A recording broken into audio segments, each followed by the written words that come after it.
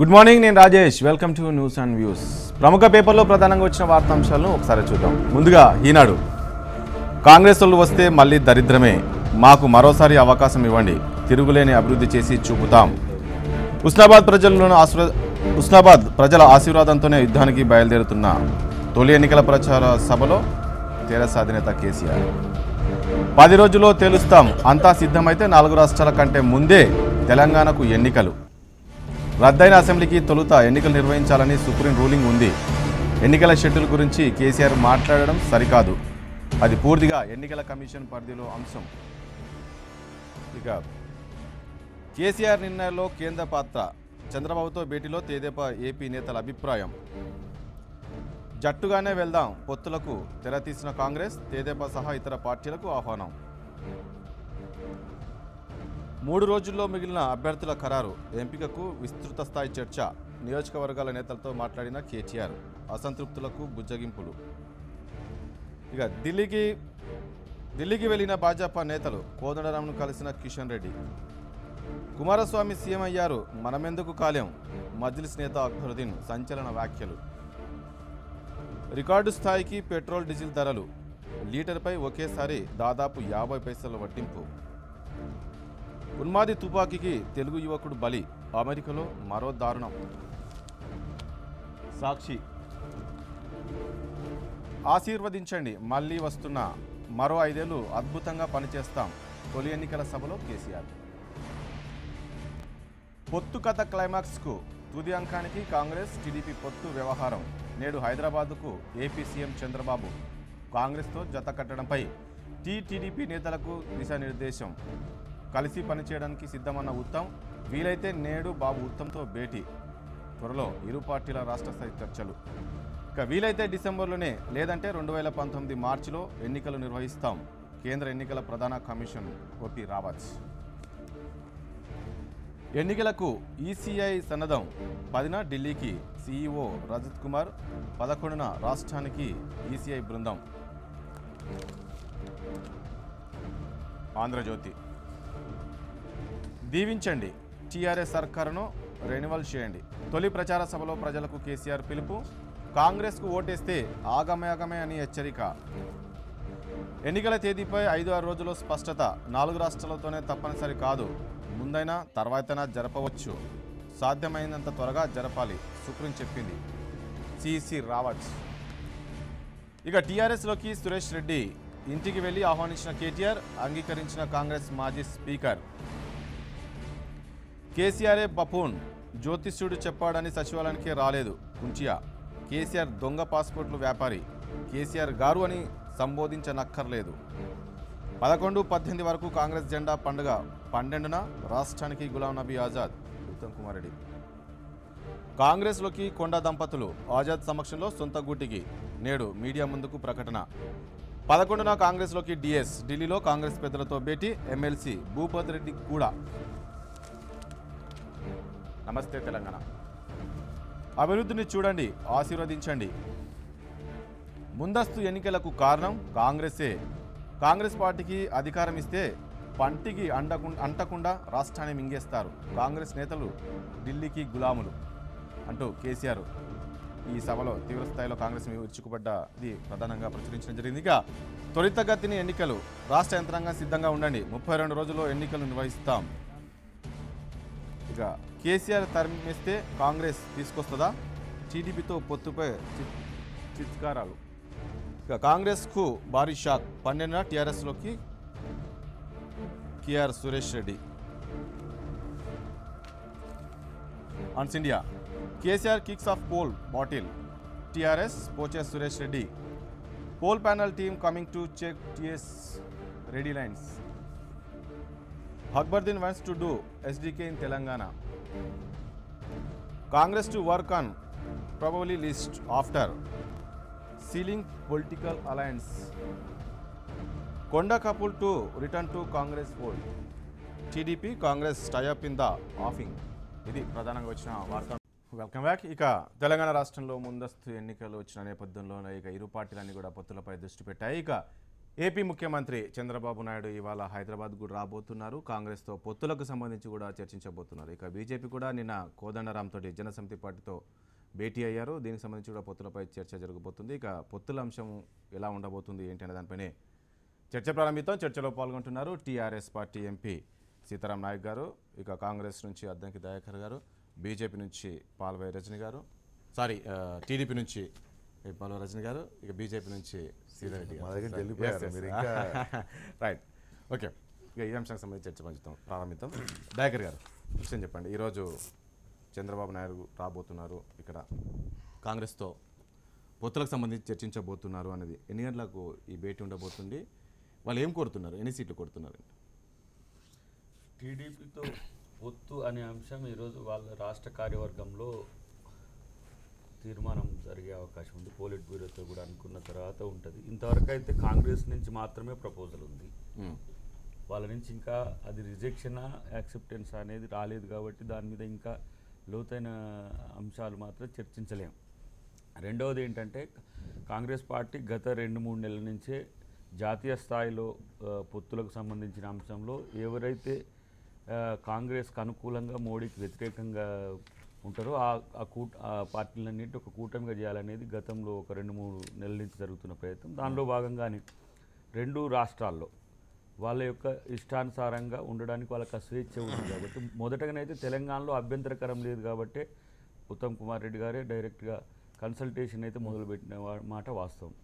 రేపు పొత్తులకు సంబంధించిన అంశం ఈరోజు సాయంత్రానికి కానీ రేపు కానీ వాళ్ళ యాక్సెప్టెన్స్ని బట్టి మాత్రమే సీట్లు కానీ మిగతా అంశాల్లో ముందుకు పోయే అవకాశం ఉంటుంది. ఇది కంప్లీట్గా ఈ జట్టు కట్టడం వెనుక మాత్రం పూర్తిగా టీఆర్ఎస్ను ఈరోజు ఈ ప్రజాక్షేత్రం నుంచి వెళ్ళగొట్టాలని ఒక వ్యూహం తప్పితే మరొకటి లేదు. ఎందుకంటే ప్రజా వ్యతిరేక విధానాలతో ఈరోజు తన అర్ధాంతరంగా రద్దు చేసి అకారణంగా అవాంఛిత అసెంబ్లీ రద్దు వచ్చిన పరిస్థితుల్లో వేగంగా తను అనుకున్నది ప్రీ ప్లాన్డ్ ప్రోగ్రామ్స్ అన్నింటినీ కూడా ఎగ్జిక్యూట్ చేసుకుంటూ మళ్ళీ ప్రజాస్వామ్యాన్ని ఒక రకంగా వెక్కిరించే స్థితిలో ఉన్న దీన్ని అడ్డుకోవాలంటే అందరితో కలిసి ముందుకు పోవాలని ఎత్తుగడం మాత్రం కాంగ్రెస్ పార్టీకి ఉంది. రజనీ గారు, ఈరోజు మీరు కాంగ్రెస్తో పొత్తు పెట్టుకోబోతున్నారు అని చెప్పిస్తున్నారు, కానీ ఆ రోజుల్లోనే ఎన్టీఆర్ దీనికి వ్యతిరేకంగా కాంగ్రెస్కి వ్యతిరేకంగా టీడీపీ పుట్టుకొచ్చింది. ఈరోజు మీరు పొత్తు పెట్టుకుంటే అసలు క్యాడర్ విశ్వసించే పరిస్థితి ఉందా మీరు కాంగ్రెస్తో పొత్తు పెట్టుకుంటే? అంటే మేము ఏర్పడ్డ విధానం అయితే కాంగ్రెస్కి వ్యతిరేకంగా ఆ రోజు ఏర్పడ్డటువంటి పరిస్థితి. కాలానుగుణంగా వస్తున్నటువంటి మార్పులు, ప్రత్యేకించి ఉమ్మడి ఆంధ్రప్రదేశ్లో ఆ రోజు ఉన్నటువంటి వ్యవస్థ నుండి ఈరోజు ప్రత్యేక తెలంగాణ ఏర్పడ్డ తర్వాత ఉన్నటువంటి పరిస్థితుల దృష్ట్యా ముఖ్యంగా ప్రజల కోసం ఎప్పుడు కూడా తెలుగుదేశం ఏం ఆలోచించినా కూడా బడుగు బలహీన వర్గాల కోసం, దళితుల కోసం, మహిళల కోసం ఆలోచించే పార్టీ. దానికోసమే ఎస్టాబ్లిష్ అయినటువంటి పార్టీ. అటువంటి పార్టీలో ఈరోజు తెలంగాణ ఏర్పడ్డ తర్వాత కేసీఆర్ గారి ప్రభుత్వంలో అణిచివేతకు గురవుతున్నటువంటి వర్గాలు ఎవరంటే దళితులు, మహిళలు, బడుగు బలహీన వర్గాల వాళ్ళు, నిరుద్యోగులు, ముఖ్యంగా యువత కూడా పెద్ద ఎత్తున మోసగించబడ్డటువంటి పరిస్థితి. అంటే ఏ తెలంగాణ వస్తే మాకు అన్ని ఉద్యోగాలు వస్తాయని ఆశలు పెట్టుకున్నటువంటి యువత ఈరోజు రోడ్డు మీదకి వచ్చి ఆత్మహత్యలు చేసుకుంటున్నటువంటి పరిస్థితులు చూస్తున్నాం.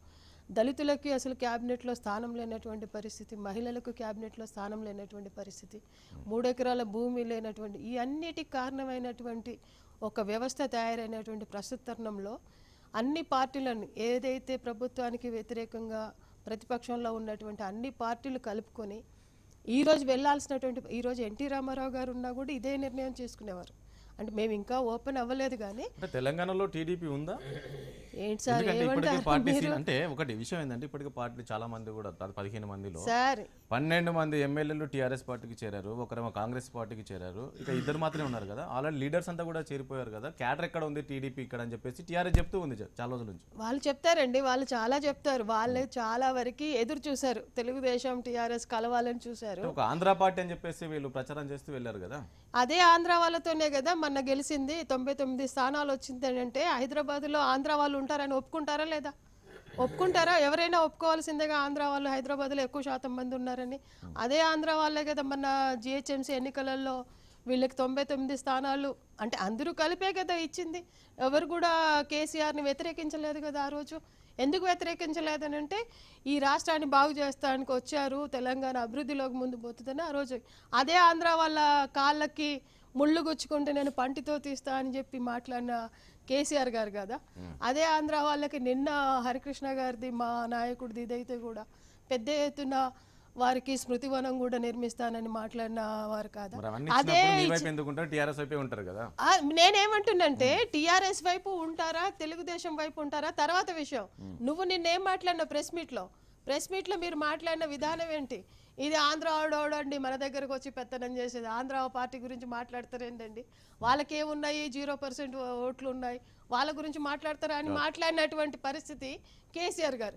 అందుకే మేమేమంటున్నాం అంటే కేసీఆర్ గారికి అందరం కలిసి అసలు ఆంధ్రోళ్ళు ఎక్కడ ఉన్నారు? ఇక్కడ అందరూ తెలంగాణ వాదులు అని చెప్పేసి వీళ్ళు అంటున్నారు.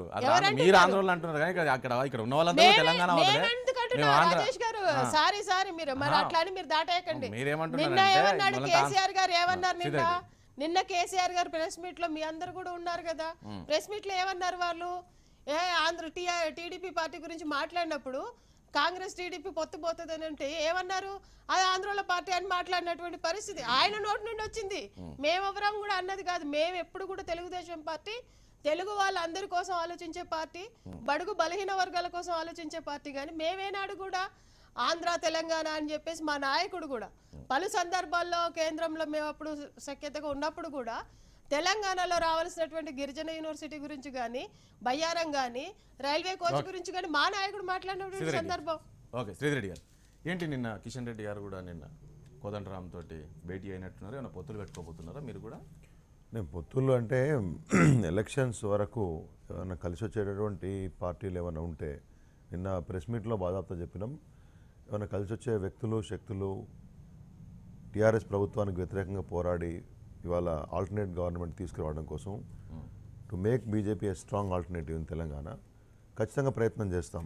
కొన్ని పార్టీల నుంచి, కొన్ని ఆర్గనైజేషన్స్ నుంచి, నాట్ ఓన్లీ పార్టీస్, కొన్ని సంఘాల నుంచి కూడా ఆ రకమైనటువంటి ఒక ప్రోయాక్టివ్ వాళ్ళ దగ్గర నుంచి కొన్ని ప్రపోజల్స్ వచ్చినప్పుడు మాట్లాడడం ధర్మం. మనం రాజకీయాల్లో ఉన్నాం కాబట్టి ఖచ్చితంగా ప్రభుత్వానికి వ్యతిరేకంగా టీఆర్ఎస్ పార్టీకి వ్యతిరేకంగా ఉన్న శక్తులన్నీ సంఘటితం చేసేటువంటి బాధ్యత మా మీద ఉంటుంది. ఆ ప్రయత్నం ఖచ్చితంగా చేస్తాం. ఇవాళ టీజేఎస్ఆ లేకపోతే మరొకటి అనేది తేలుతుంది. కాకపోతే ఏంటంటే ప్రాధాన్యాలు ఎవరు ఎట్లా ఉన్నాయనే దాని మీద ఆధారపడి రేపు పొద్దున పొత్తులు వచ్చే అవకాశం ఉంటుంది ఖచ్చితంగా. But as of now BJP has a strength to field candidates in all 119 candidates without any problem. కాకపోతే ఈ డిస్కషన్ ఏదైతే ఉందో మనం ఏదో బెంగాల్లో అక్రమంగా బంగ్లాదేశ్ నుంచి వచ్చిన వాళ్ళ గురించో మరో దగ్గర గురించో ఓ సెట్ ఆఫ్ పీపుల్ ఉంటారు, వాళ్ళకి ఇక్కడ ఏమీ ఫండమెంటల్ రైట్స్ లేవు, వాళ్ళు చాలా అభద్రతతోటి ఆర్థిక దీనావస్థలో ఉన్నారు, వాళ్ళని ఆదుకునే బాధ్యత ఇక్కడ ఏదో పాపం టీఆర్ఎస్ పార్టీయో టీడీపీయో చేస్తున్నట్టు ఆంధ్ర వాళ్ళని పదే పదే మాట్లాడడం. ఆంధ్ర వాళ్ళంటే కమ్మ వాళ్ళే కూడా కాదు, దాంట్లో కూడా తెలంగాణలో ఎన్ని కులాలు ఉన్నాయో అన్ని కులాల వాళ్ళు వచ్చి ఇక్కడ సెటిల్ అయ్యారు. తర్వాత ఎప్పుడు సెటిల్ కాలేదు, ఎప్పటి నుంచో సెటిల్ అయ్యారు. నాకు చాలామంది మిత్రులు అన్ని రకాలుగా తెలిసిన వాళ్ళు ఉన్నారు, అందరికీ ఉండొచ్చు. కొంత నేను ఆంధ్రాలో పెరిగిన వాడిగా కూడా I know many people from there Krishna district నుంచి. వాళ్ళందరూ చాలా బ్యాడ్గా ఫీల్ అవుతున్నారు. ఏంటిది, ఏదో మేము ఓట్ల కోసం ఉన్న ఒక వర్గంగా ఒక ప్రాంతంలోనే విసిరివేయబడ్డ కొన్ని కులాలుగా ఈ ట్రీట్మెంట్ అనేది బాగలేదు. ఎవరు తీసుకొచ్చారు? అవసరం ఉన్నప్పుడు మాట్లాడిన టీఆర్ఎస్ పార్టీ, అవసరం లేనప్పుడు మళ్ళీ ఇంకోసారి అవసరం ఉంటేనేమో ఏదో ఇంతకుముందు చెప్పిన సామెత. కొన్నిసార్లు టీడీపీ అంటే ఒకటి టీడీపీ ఏమి ఇక్కడ ఉన్నటువంటి ఆంధ్ర నుంచి ఎప్పుడో వచ్చి సెటిల్ వాళ్ళు ఎవరైతే ఉన్నారు కదా వాళ్ళందరికీ వీళ్ళే ప్రతినిధులు కాదు ఒకటి. లేకపోతే టీఆర్ఎస్ పార్టీ వాళ్ళు ప్రభుత్వంలో ఉన్నంత మాత్రాన వీళ్ళందరూ ఏమి పెద్ద మెస్సియాలు లేకపోతే రాబిన్హుడ్లు ఏమి కాదు. ఏంటంటే ప్రతి పౌరుడికి ఈ దేశంలో తెలంగాణలో ఉన్న, బెంగాల్లో ఉన్న, కాశ్మీర్లో ఉన్న, లేకపోతే తమిళనాడు దగ్గర ఉన్నటువంటి నాగర్కోయిల్లో ఉన్న సముద్రం చివర అందరికీ ప్రాథమిక హక్కులు ఉంటాయి. కొన్నిసార్లు నాయకులతో సంబంధం లేకుండా ప్రభుత్వం యంత్రాంగం వాళ్ళ హక్కులన్నీ కాపాడుతూ ఉంటుంది రాజ్యాంగపరంగా. ఈ రకమైనటువంటి భాష మాట్లాడడం అనేది ఖచ్చితంగా అందరినీ మనం విమర్శించినట్లే. ఈ ఫర్ దట్ మ్యాటర్ హైదరాబాద్కి నేను సెటిలర్నే, హైదరాబాద్కి దయాకర్ సెటిలరే, హైదరాబాద్కి మా ఎంపీ సాబ్ సెటిలరే, రజనీ గారు సెటిలరే. We're not natives of Hyderabad అంటే మనం సెటిలర్సే కదా. ఆ రకంగా ఇది ఒక దురదృష్టకరమైన వాతావరణం. ఈ రకంగా మాట్లాడడం నాయకులు మానుకోవాలి. ఎన్నికల గురించి చండాలంగా అధ్వానంగా మాట్లాడుకోవడం మానుకోవాలి. హైదరాబాద్లో ఉన్న వాళ్ళు హైదరాబాదీలు అండి, వరంగల్లో ఉండేవాళ్ళు వరంగల్లో, విజయవాడలో ఉద్యోగాలు చేసేవాళ్ళు లేరు. నా ఫ్రెండ్స్ చాలామంది ఉన్నారు, వైజాగ్లో చేసేవాళ్ళు లేరా? ఇదేమి దౌర్భాగ్యం?